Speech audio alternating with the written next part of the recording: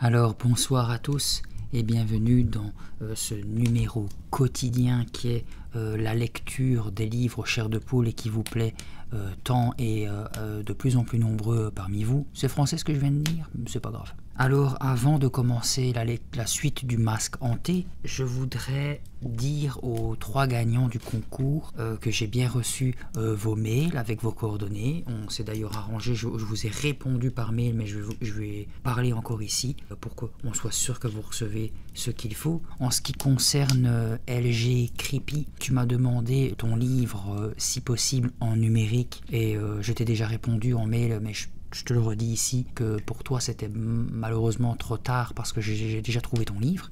Oui, parce que je préférais les avoir en physique et vous les envoyer d'un coup par la poste. Donc désolé si tu préférais le numérique, mais de toute façon, on va dire le numérique, j'y connais pas trop, je connais pas grand chose, donc j'aurais peut-être pas trouvé la manière qu'il fallait pour te l'envoyer. Ah oui, pour Thomas Québec, je t'avais envoyé aussi un mail et tu m'as répondu rapidement, donc ne t'inquiète pas, ton livre, je vais essayer aussi donc de le trouver. Lui, le tien, je l'ai pas encore trouvé et il sera dédicacé au nom de Thomas. Et en ce qui concerne Céline, lui aussi, je vais chercher le masque hanté que je suis en train de lire. Et j'ai bien reçu, les liens, j'ai bien vu les 2 petits courts-métrages de ton fils, le Blob. J'ai adoré. Franchement, je le dis pas pour faire plaisir à Anselmo malgré son âge, mais je trouve que justement en plus à l'année où c'est tourné, donc il devait avoir que 5 ans, je trouve qu'il parle très bien, je trouve que son univers se rapproche très bien du mien quand j'avais son âge à lui. Je te pousse à le pousser à lui-même sur cette voie, parce que faire des vidéos, bon, je me doute que tu es derrière lui et que tu l'as beaucoup aidé à faire, et le montage,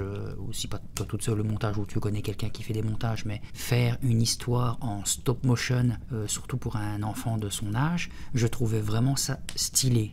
Je suis sincère, par rapport à tout ce que les autres gamins font, pour dire de faire des vues sur YouTube et faire comme les grands ou des connus comme Michou, Squeezie ou Inoxtag, des gamins qui ont leur succès sur des dégustations, je mange des bonbons, je donne mon avis, je déballe les jouets, je donne mon avis, je vais dans des parcs d'attractions, je donne mon avis, ce que peuvent faire absolument tous les enfants. Je trouve que ton petit m'a vraiment, ces films, ces petits courts-métrages m'ont vraiment bien plu. Je vous mettrai, pour ceux qui sont curieux, le lien dans la barre de description. Et je trouvais ça stylé, son histoire sur le Blob. Ça m'a fait penser au film d'horreur, le Blob, qui est un de mes films préférés d'époque. Si franchement il est motivé pour continuer à en faire d'autres, franchement qu'il n'hésite pas. Et j'ai vraiment bien aimé, donc lui aussi, qu'il ne s'inquiète pas, il aura son livre dédicacé. Donc sur ce, je vais faire un petit check-up du livre, donc le masque hanté. Rappelez-vous, Caroline se faisait harceler de tous les côtés par ses soi-disant amis, et elle voulait se venger de 2 garçons, je ne sais plus leur prénom, mais on va les revoir dans l'histoire. Elle avait acheté pour elle, en tout cas, le pire masque d'horreur qu'elle voulait acheter au magasin, que le vendeur n'était pas chaud pour lui vendre, mais en insistant, il l'a fait. Et elle l'avait testé sur son petit frère qui a complètement pété un câble tellement qu'il a eu peur, et même si il le disait le contraire, et elle avait du mal à enlever le masque, rappelez-vous. C'est comme, j'avais raison, c'est comme le premier épisode de la série Chair de poule. Par contre, ce qui me ferait vraiment peur à sa place, oui, le fait d'avoir vraiment beaucoup de mal à l'enlever me ferait flipper, moi, à sa place, mais le fait aussi que la voix n'est même plus la même. Donc je pense qu'elle est vraiment très courageuse de le remettre sur elle. Mais bon, on s'était laissé justement sur ça, le fait qu'elle l'avait remis, et qu'elle s'apprêtait à être la terreur, attendez, je le lis ici, de Maple Avenue, et qu'elle s'apprêtait à assouvir sa vengeance. Donc comme d'habitude, je vous souhaite à tous et à toutes une bonne lecture. Caroline s'immobilisa à l'instant de franchir la porte. Elle venait d'entendre les pas de sa mère dans le couloir. « Je veux te voir, ma chérie. Est-ce que ton déguisement est bien à ta taille ? J'aurais peut-être mieux fait de la mettre au courant, songea Caroline, qui se sentit soudain coupable. Mais je craignais de lui faire de la peine en ne mettant pas ce costume de canard. Si elle me voit maintenant, elle risque d'avoir une sacrée surprise. Et elle sera furieuse en plus, quand elle verra que j'ai emprunté sa sculpture. Elle va m'obliger à la remettre sous la cheminée, c'est sûr, et tout sera raté. « Je suis en retard, maman, lança Caroline, étonnée, une fois de plus, d'entendre sa voix caverneuse à travers le masque. « On se verra plus tard. » Déjà, elle ouvrait la porte pour s'enfuir. « Tu as bien une seconde pour que je te voie dans ton déguisement, » dit sa mère en apparaissant à l'angle du corridor. « Je suis coincée, pensa Caroline en réprimant un gémissement. « Tout est fichu. » La sonnerie du téléphone retentit. Madame Caldwell, aussitôt, fit demi-tour et repartit vers la cuisine. « Ah, je vais répondre. C'est certainement ton père qui nous appelle de Chicago. » Elle disparut dans la cuisine. « Je te verrai quand tu rentreras, Caroline. Sois prudente, ma chérie. » Caroline poussa un grand soupir de soulagement. « Sauvée par le gong, pensa-t-elle. » Tenant toujours la tête sculptée au bout du manche à balai, elle se hâta de franchir la porte, referma soigneusement derrière elle et partit en courant à travers le jardin. Le temps s'était éclairci, mais la nuit était froide. Le croissant de lune montait au-dessus des arbres, aux branches dénudées. Les feuilles mortes qui jonchaient le trottoir se soulevaient à son passage. Un rendez-vous avait été pris avec Andrew et Steve devant la maison de Sabrina. À cette idée, elle ne tenait plus d'impatience. « J'adore Halloween », songea Caroline, aux anges. Elle ne tarda pas à bifurquer sur sa droite pour s'engager dans la rue de Sabrina. La maison de son amie se trouvait à l'extrémité de celle-ci. Caroline pressa encore le pas. Les branches nues semblaient frissonner au-dessus d'elle. La lune disparut derrière un nuage et la nuit, aussitôt, se fit plus noire. La tête sculptée dansait à l'extrémité du manche à balai et, à un moment, faillit tomber. Caroline ralentit et la regarda attentivement. La sculpture semblait surveiller le trottoir de son regard fixe, comme si elle s'attendait à voir surgir quelque danger. Et elle était, dans cette semi-obscurité, plus réelle que jamais. Les ombres qui jouaient sur elle donnaient l'impression de voir remuer sa bouche et ses yeux. Caroline entendit un rire et se retourna. De l'autre côté de la rue, un groupe d'enfants tout excités, sous leur déguisement, prenait d'assaut un porche brillamment éclairé. Elle distingua une tortue ninja, un Freddy et une princesse en grande robe rose, la tête ceinte d'une couronne de papier argenté. C'étaient de jeunes enfants. 2 mères, restées au bas des marches, veillaient sur eux. Caroline vit la porte s'ouvrir et les enfants recevoir leurs bonbons. Puis, elle reprit son chemin. Arrivée devant la maison de Sabrina, elle gravit quelques marches et pénétra dans le halo de la lanterne qui éclairait la porte d'entrée. On entendait des voix à l'intérieur.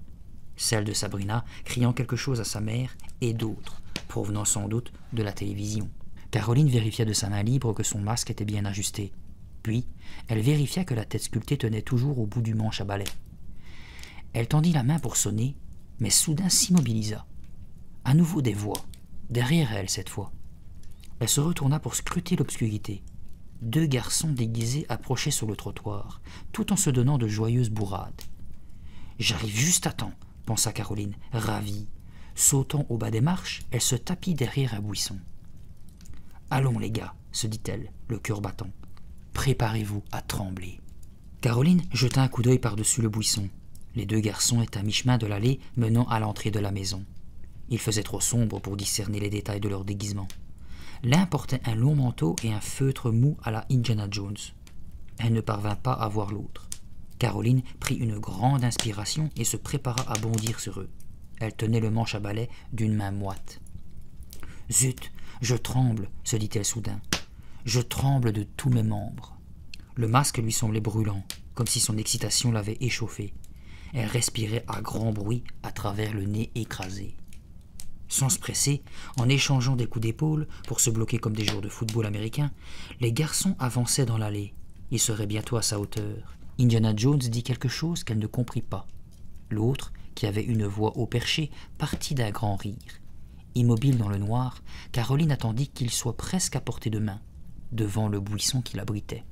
« Bon, allons-y !» Brandissant le manche à balai surmonté de sa tête au regard fixe, elle jaillit comme un diable hors de sa boîte. Les 2 garçons, surpris, laissèrent échapper un cri. Puis, elle vit leurs yeux s'agrandir quand ils aperçurent son masque. Un rugissement furieux sortit de sa gorge, un son si rauque, si caverneux et si puissant tout à la fois, qu'elle en fut elle-même effrayée, tout comme les 2 garçons qui se mirent à hurler. L'un d'eux, même, tomba à genoux dans l'allée. Il regardait maintenant la tête qui dansait dans la pénombre juste au-dessus d'eux et qui les observait de son regard étrangement fixe. Un nouveau rugissement jaillit de la gorge de Caroline. Il partait sur une note basse qui semblait venir de très loin, avant de s'élever vers les aigus pour déchirer l'air comme le cri d'une bête sauvage. « Non !» hurla l'un des garçons. « Qui êtes-vous » cria l'autre. « Mais laissez-nous tranquilles !» À cet instant, Caroline entendit un pas rapide sur les feuilles mortes qui tapissaient le sol de l'allée. Elle se retourna et vit une femme arriver en courant, drapée dans un grand imperméable. « Dis donc, toi, qu'est-ce que tu fiches ici?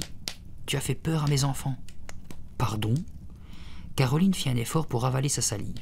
Elle regarda ses deux victimes. « Attendez, » dit-elle, en réalisant qu'il ne s'agissait pas de Andrew et Steve. « Qu'est-ce que tu fiches ici ?» répéta la femme hors d'haleine. Elle avança d'un pas et se plaça entre les deux garçons pour les prendre chacun par l'épaule.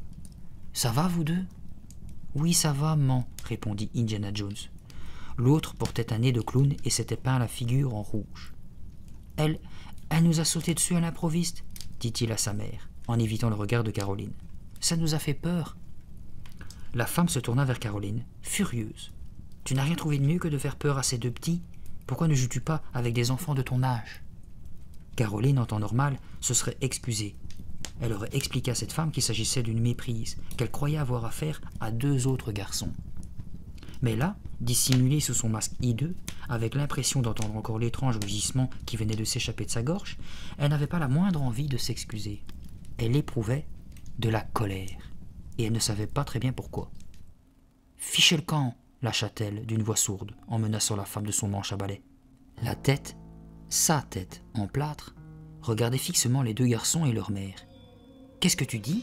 demanda la femme en élevant le ton. « Qu'est-ce que tu dis ?»« Je dis, fichez le camp !»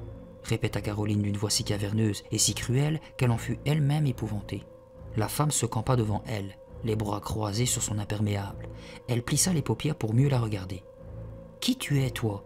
Comment tu t'appelles? Tu habites par ici? »« Man, allons-nous-en » intervint le garçon à la tête de clown en tirant sa mère par la manche. « C'est ça, filons d'ici » approuva son frère. « Fichez le camp, c'est un conseil » gronda Caroline. La femme la fusillait du regard et ne semblait pas décidée à bouger. « Ce n'est pas parce qu'on fête Halloween, dit-elle, que tu as le droit de... »« Man, on va aller chercher des bonbons » s'écria le clown, interrompant sa mère. « Viens, on perd notre temps, renchérit son frère.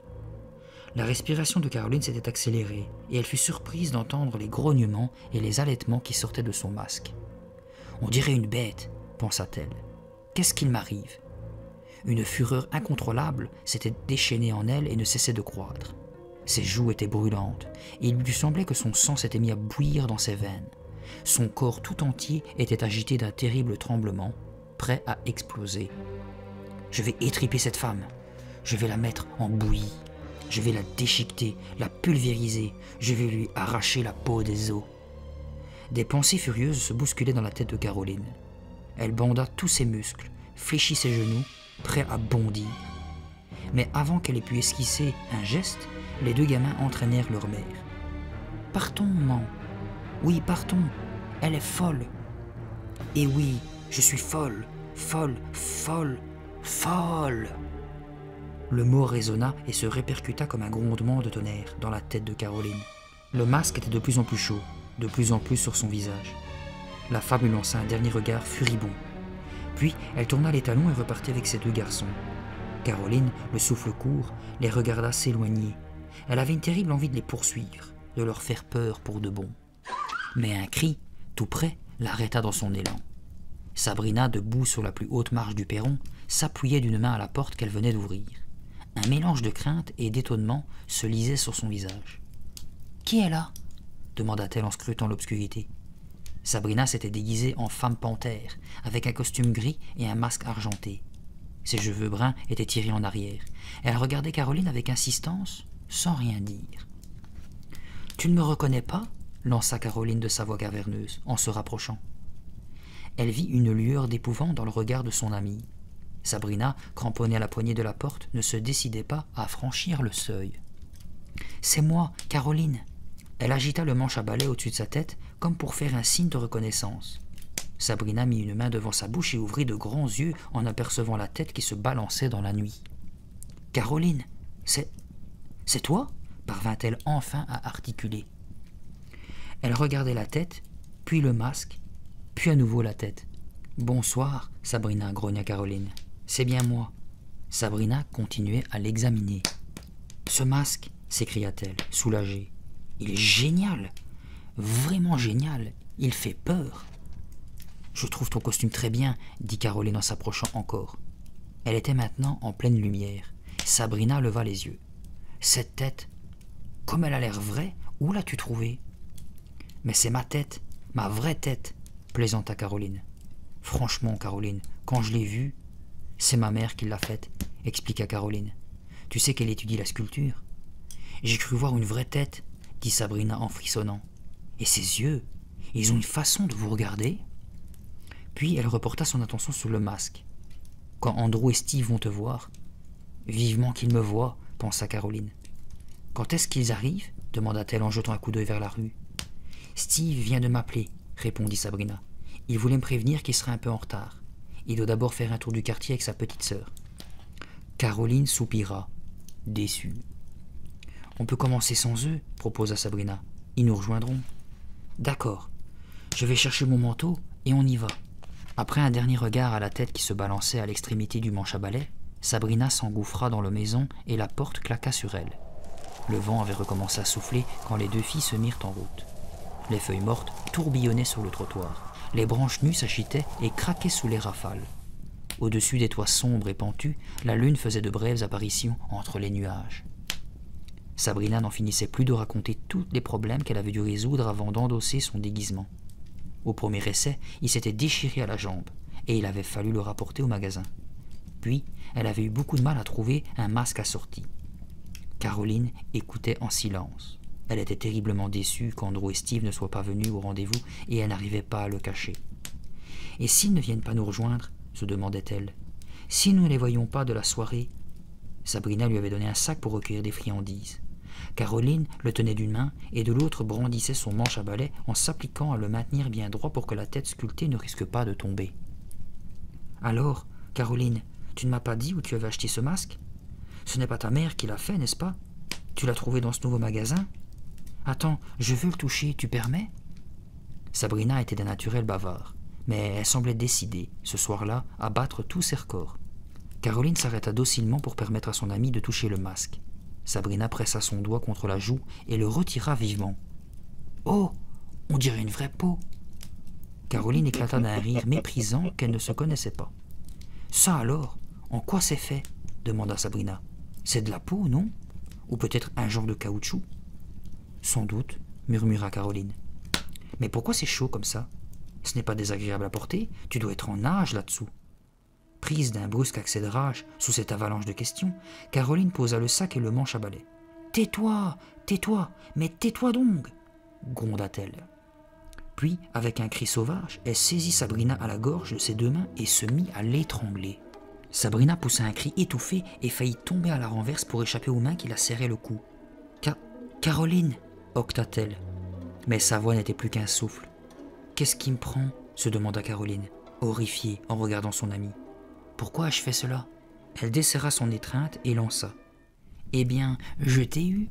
Et elle se mit à rire. « Si tu avais vu ta tête, Sabrina, tu as cru que j'allais t'étrangler pour de bon ?» Sabrina se massait le cou en fronçant les sourcils. « C'était une blague? Tu m'as fait une peur bleue !» Caroline rit de plus belle. « C'est mon personnage qui veut ça, dit-elle, un doigt pointé vers son masque. Il faut ce qu'il faut, n'est-ce pas? Ha ha! J'adore faire peur aux gens. D'habitude, c'est moi qui tremble. » Elle reprit le sachet et le manche à balai, remit la tête en place à l'extrémité de celui-ci. Puis, elle fonça vers la maison la plus proche. Sur la façade bien éclairée, on avait accroché une pancarte avec les mots « Vive Halloween ». Sabrina m'a-t-elle cru quand je lui ai dit que c'était une blague? Se demandait-elle en sonnant à la porte. Qu'est-ce qui m'a pris? Pourquoi me suis-je mise en colère tout à coup?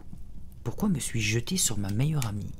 Sabrina avança d'un pas pour se placer à côté d'elle au moment où on leur ouvrait la porte. Deux blondinets, un petit garçon et une petite fille, apparurent sur le seuil. Leur mère se tenait derrière eux. « Donnez-moi quelque chose ou je vous jette un sort !» s'écrièrent Caroline et Sabrina à l'unisson. « Oh, regardez donc cet affreux masque !» dit la femme à ses deux enfants en souriant à Caroline. « Qu'est-ce que vous êtes? Un chat ?» demanda le petit garçon à Sabrina. Sabrina lui répondit par un miaulement. « Je suis la femme panthère, se présenta-t-elle. »« L'autre, je l'aime pas du tout, » s'exclama la petite fille en se tournant vers sa mère. « Il fait trop peur. »« Mais non, ce n'est qu'un masque pour s'amuser, » répondit sa mère d'un ton rassurant. « Il fait trop peur, il me fait peur, » répéta la petite fille. Caroline se pencha pour ramener son visage, grimaçant à la hauteur de la petite fille. « Je vais te manger !» gronda-t-elle, menaçante. La fillette poussa un cri et courut se cacher à l'intérieur de la maison. Son frère fixait Caroline avec de grands yeux stupéfaits. La mère mit rapidement quelques bonbons dans les sacs des deux amis. « Vous n'auriez pas dû lui faire aussi peur, dit-elle doucement. Elle va avoir des cauchemars. » Au lieu de s'excuser, Caroline se tourna brusquement vers le petit garçon. « Toi aussi, je vais te manger. »« Eh, ça suffit !» protesta la mère. Caroline partit d'un rire profond et rauque qui lui déchirait la gorge, sauta du haut des marches et s'éloigna en coupant à travers la pelouse. « Pourquoi tu fais cela ?» demanda Sabrina en la rattrapant. « Pourquoi avoir fait peur à ces petits-enfants ?»« C'est le masque qui m'y a encore poussé, » répondit Caroline. Elle avait dit cela comme une plaisanterie, mais cette idée la troublait. Elles visitèrent quelques autres maisons. Dans l'une d'entre elles, un homme d'un certain âge, vêtu d'un pullover bleu déchiré, fit mine d'être terrorisé par le masque de Caroline. Sa femme voulut absolument les faire entrer pour permettre à sa vieille mère de voir leur superbe déguisement. Caroline n'était pas enthousiasmée par cette idée, mais elle suivit Sabrina à l'intérieur de la maison. L'ancêtre, immobilisé dans son fauteuil roulant, les fixa d'un regard inexpressif. Caroline se mit à grogner, sans réussir à l'impressionner pour autant. Dépitée, elle tourna les talons. Au moment où elle sortait, l'homme au pullover bleu lui donna à chacune une pomme verte. Caroline attendit d'être sur le trottoir, puis se retourna, leva le bras et de toutes ses forces lança la pomme contre la porte de la maison. Le fruit s'y écrasa avec un grand bruit. « Vraiment, j'ai horreur qu'on me donne des pommes pour Halloween, » déclara-t-elle, « surtout des vertes. »« Caroline, tu m'inquiètes » s'écria Sabrina en la regardant avec insistance. « Je ne te reconnais plus. »« Et non, ce soir, je ne suis plus la même. Je ne suis plus cette pitoyable petite chose tremblante de peur qui vous faisait tant rire, » pensa Caroline. « Donne-moi ça, » dit-elle en saisissant la pomme de Sabrina dans le sac de cette dernière. « Qu'est-ce que tu fais? Arrête » protesta Sabrina. Mais Caroline déjà levait le bras. Le fruit, cette fois, atteignit la gouttière en zinc. L'homme au pullover bleu apparut sur le seuil de la maison. « Hé là, à quoi jouez-vous ?»« Filons » cria Caroline. Les deux filles détalèrent. Elles ne s'arrêtèrent qu'une fois hors de vue de la maison. Sabrina, à bout de souffle, saisit Caroline par les épaules. « Tu es folle » dit-elle, haletante. « Tu es complètement folle !»« Il faut un fou pour reconnaître un fou » répondit joyeusement Caroline. Elles éclatèrent de rire. Caroline scrutait l'obscurité dans l'espoir de voir Andrew et Steve. Elle aperçut un petit groupe de gamins costumés à l'angle de la rue, mais il n'y avait toujours pas de trace des deux garçons. La rue était bordée de maisons plus petites et plus proches les unes des autres. « Séparons-nous » proposa Caroline, appuyée sur son manche à balai. « Comme ça on aura plus de bonbons. » Sabrina fronça les sourcils et regarda son amie d'un air méfiant. « Caroline, je sais bien que tu n'aimes pas les sucreries, » s'exclama-t-elle. Mais Caroline, déjà, s'enfouillait sa tête sculptée d'encens au-dessus d'elle à l'extrémité du manche à balai. « Ce soir, c'est moi qui m'amuse, » pensa-t-elle avec délice. « Moi !» Elle était excitée comme jamais, et elle sentait aussi monter en elle un sentiment étrange, qu'elle n'aurait pas su décrire. Un besoin. Quelques minutes plus tard, elle atteignit le bout de la rue. Elle hésita. Allait-elle traverser pour visiter les maisons d'en face ou changer de rue? Là où elle se trouvait, il faisait très sombre. La lune, une fois de plus, avait disparu derrière d'épais nuages. Le réverbère placé au coin de la rue était en panne. Sur le trottoir d'en face, 4 très jeunes enfants costumés gloussaient en s'approchant d'une maison au porche décorée par une citrouille éclairée de l'intérieur. Caroline recula pour se tapir dans une zone d'ombre. Des voix lui parvinrent. C'étaient des garçons. Andrew et Steve? Non, ce n'étaient pas des voix familières. Les garçons se disputaient pour savoir vers quelle maison ils iraient ensuite. L'un d'eux voulait rentrer chez lui pour appeler un ami. « Et si je vous faisais une petite peur, mes mignons ?» murmura Caroline tapie dans l'obscurité. « Une bonne petite frousse pour que vous vous rappeliez longtemps cette nuit d'Halloween. » Elle attendit, en tendant l'oreille, qu'il soit à moins d'1 mètre d'elle. Elle les voyait maintenant, 2 momies aux têtes enveloppées de bandelettes de gaz. Plus près. Plus près. Soudain, elle jaillit de l'ombre en poussant un cri sauvage. Les 2 garçons firent un bond en arrière. « Ah !» L'un d'eux voulut crier, mais sa voix s'étrangla dans sa gorge. L'autre laissa tomber son sachet de friandises. Comme il se penchait pour le ramasser, Caroline s'avança prestement et le lui arracha des mains avant de partir en courant. « Revenez, c'est à moi !»« Hé !» Ils crièrent avec des voix perçantes, tremblantes de peur et de stupéfaction. En traversant la rue, Caroline jeta un regard par-dessus son épaule pour savoir s'ils la suivaient. Non, ils avaient bien trop peur. Ils restaient plantés au coin de la rue, serrés l'un contre l'autre, se contentant de protester. Sans lâcher le sac de friandises volées, Caroline renversa la tête en arrière et se mit à rire, d'un rire cruel, triomphant, d'un rire qu'elle entendait pour la première fois. Elle versa le butin du garçon dans son propre sac, puis poursuivit sa route. Elle se sentait bien, vraiment forte, et prête à s'amuser encore. « Venez donc, Andrew et Steve, pensa-t-elle. C'est à votre tour maintenant. » Caroline trouva Steve et Andrew quelques minutes plus tard. Ils étaient de l'autre côté de la rue, en train d'examiner le contenu de leur sac à friandises à la lumière d'un réverbère. Elle se cacha derrière le tronc d'un vieil arbre pour mieux les épier. Son cœur cognait dans sa poitrine. Aucun des deux garçons n'avait pris la peine de se composer un vrai déguisement. Andrew avait un foulard rouge noué autour de la tête et un loup noir lui dissimulait le haut du visage. Steve, qui s'était passé les joues au noir, portait de vieilles chaussures de tennis et un imperméable en lambeaux. « On est censé le prendre pour un clochard ?» se demanda Caroline. Elle les regarda compter leurs friandises. Apparemment, ils étaient dehors déjà depuis pas mal de temps. Leur sac avait l'air bien rempli. Soudain, Steve jeta un coup d'œil dans sa direction. Caroline ramena vivement sa tête derrière le tronc d'arbre. L'avait-il vu? Non. Ne sois pas impatiente, se dit-elle. Tu pourrais tout faire rater. Il y a assez longtemps que tu attends ce moment. Les deux garçons se dirigeaient maintenant vers l'entrée de la maison la plus proche. Caroline jaillit de derrière son arbre, faillit tomber en se prenant les pieds dans le manche à balai et traversa la rue à toutes jambes pour se dissimuler derrière une haie. Quand ils reviendront, je leur sauterai dessus, comme une bête fauve. Je leur ferai la plus belle peur de leur vie. La haie sentait bon le cyprès. Elle était encore humide de pluie. Le vent faisait trembler les feuilles. D'où venait ce sifflement étrange? Caroline mit un certain temps à comprendre que c'était le bruit de sa propre respiration. Soudain, elle se prit à douter. « Ça ne va pas marcher », pensa-t-elle en se faisant toute petite derrière sa haie. « Je suis une idiote, la dernière des idiotes. Andrew et Steve ne se laisseront jamais impressionner par ce masque ridicule. Je vais leur sauter dessus et ils se moqueront de moi, une fois de plus. Je les entends déjà hurler de rire. « Ha ha, Caroline, quelle tête tu as !» Et ensuite, à l'école, ils raconteront que je croyais leur faire peur et qu'ils m'ont tout de suite reconnu. Et ils feront rire tout le monde avec cette histoire, comme toujours. Mais qu'est-ce qui m'a pris de croire que ça pourrait marcher? Accroupie dans l'ombre, elle sentait monter sa colère, envers elle-même, envers les deux garçons. Elle avait le visage en feu sous son horrible masque. Son cœur battait follement. Son souffle précipité passait en sifflant à travers le nez aplati du masque qui écrasait le sien. Andrew et Steve approchaient. Elle entendait leurs pas sur le gravier de l'allée. D'une seconde à l'autre, ils seraient sur le trottoir, passeraient tout près d'elle. Tous ses muscles tendus, elle se prépara à bondir. « Eh bien, tant pis, » se dit-elle, en prenant une profonde inspiration. « Allons-y. »